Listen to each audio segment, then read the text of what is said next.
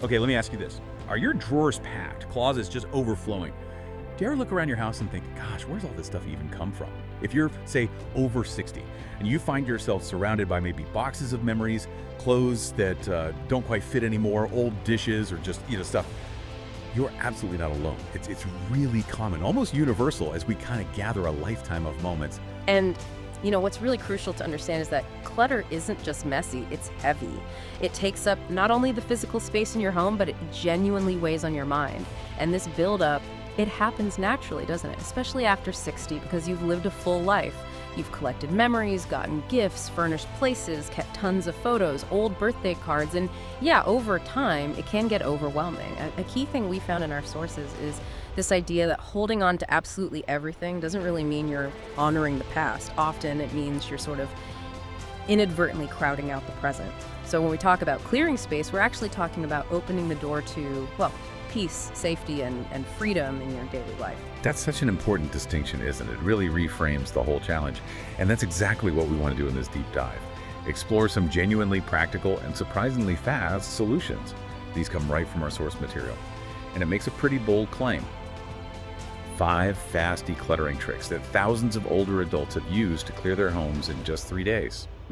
Yes, 3 days. 3 days. It sounds intense, but it's doable. And the promise here isn't that you need, a whole team or a giant dumpster outside. It's more about a mindset shift and a few simple strategic actions. So let's unpack these strategies right now, starting with what sounds like maybe the easiest way to just, dip your toe in. Indeed. The first trick is called the 10-minute dash, and it's perfectly named, really. It's specifically designed to help you bypass that feeling of being totally overwhelmed and just get moving quickly. Okay, 10-minute dash.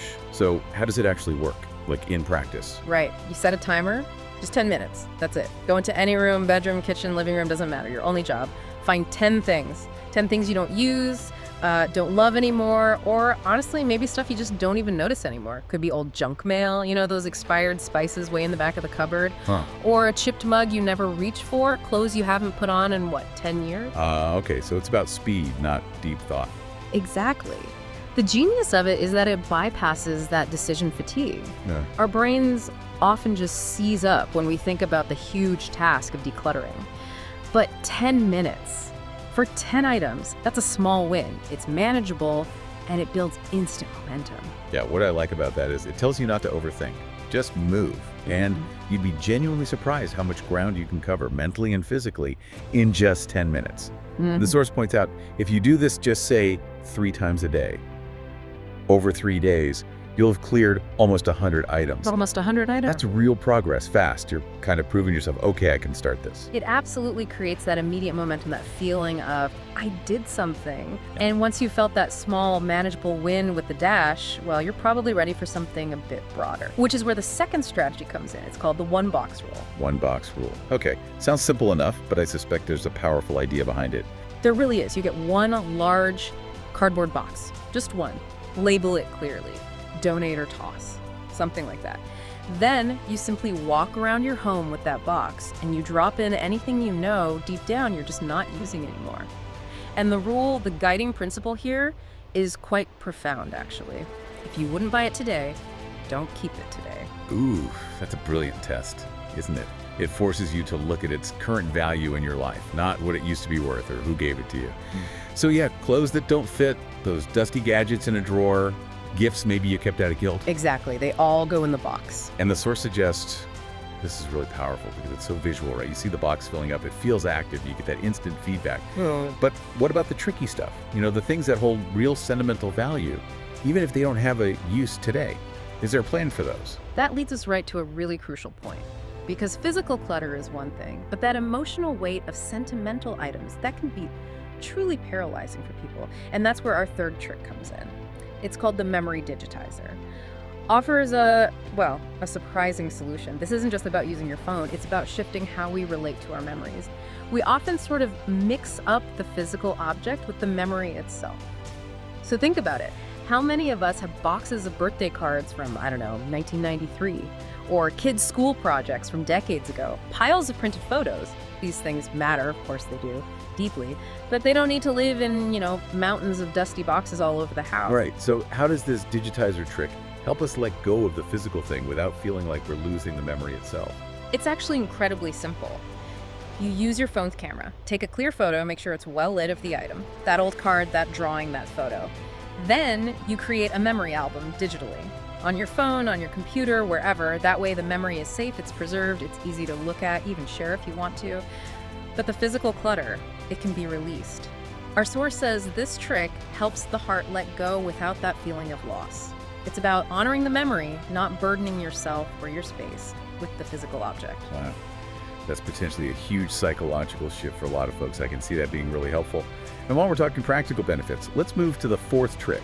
This one's called the safe zones rule. And this connects directly to safety, which, as the source points out, becomes even more critical as we get older. Precisely. As we age, unfortunately, falls and accidents become much more real risks. And cluttered floors or overcrowded hallways, even just messy bedroom floors, they can make things surprisingly dangerous. So the source emphasizes choosing 3 specific safe zones in your home. Usually your bedroom, your bathroom, and the main kitchen walkways, those high traffic areas. And the rule for these zones is really strict, isn't it?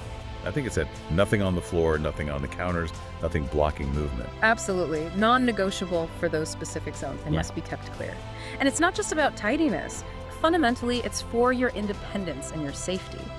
If you think about the bigger picture here, it's about proactively reducing risk. It's about maintaining your ability to move freely and securely in the spaces you use most.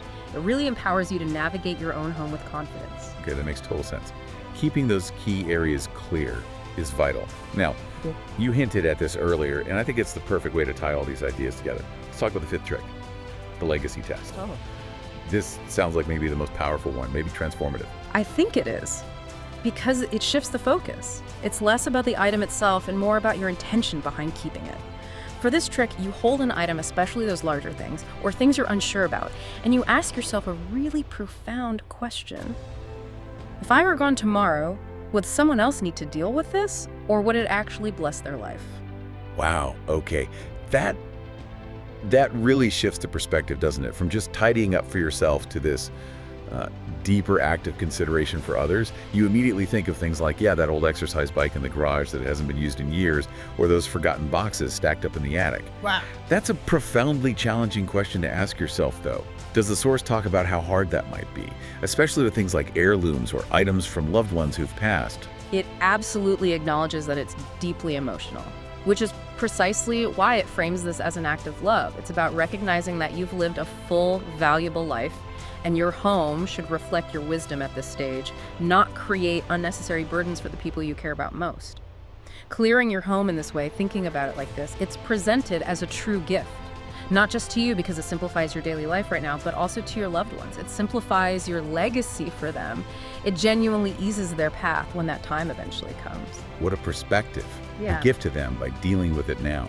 So, okay, wrapping this up, what does this all mean? How do these 5 tricks, these specific actions, actually lead to such big changes so quickly, like in just 3 days? Well, it really means that letting go of things doesn't mean letting go of who you are. It doesn't diminish your life story. In fact, it often clarifies it. It brings focus.